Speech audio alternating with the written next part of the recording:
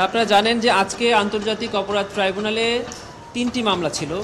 গতকালকে আন্তর্জাতিক অপরাধ ট্রাইব্যুনাল থেকে যে কয়েকটি ওয়ারেন্ট অফ অ্যারেস্ট ইস্যু করা হয়েছিল, সেই ওয়ারেন্ট অফ অ্যারেস্টের ভিত্তিতে ৩ জন আসামিকে গ্রেফতার করে ট্রাইব্যুনালে আজকে হাজির করা হয়েছিল।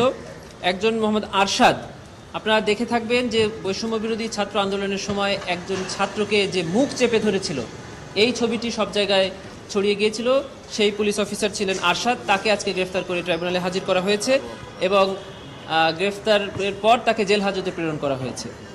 পরবর্তী তারিখ 23/2/2025। এটি চাংখারপুলের একটি ঘটনা। আরেকটি মামলায় চঞ্চল চন্দ্র সরকার, তাকেও গ্রেফতারপূর্বক আজকে ট্রাইব্যুনালে হাজির করা হয়েছিল রামপুরা এবং বাড্ডায়। এই ঘটনাটি ঘটেছিল কার্নিশের সাথে ঝুলন্ত এক নিরীহ 18 বছর বয়স্ক ব্যক্তিকে বারবার গুলি করছিল, সেটাও আমরা দেখেছি। সেই গুলিকারী ব্যক্তি চঞ্চল চন্দ্র সরকার, তাকে গ্রেফতার করে আজকে ট্রাইব্যুনালে হাজির করা হয়েছিল। এই মামলার পরবর্তী তারিখ 24 মার্চ 2025। আরেকজন আসামি এম মইনুল ইসলাম, সে মিরপুরের ঘটনায় অভিযুক্ত, তাকেও ট্রাইব্যুনালের গ্রেফতারি পরোয়ানা মূলে গ্রেফতার করে আজকে ট্রাইব্যুনালে হাজির করা হয়েছে। এই 3 জন আসামিকেই ট্রাইব্যুনাল একটি আদেশের মাধ্যমে কারাগারে প্রেরণের নির্দেশ দিয়েছেন।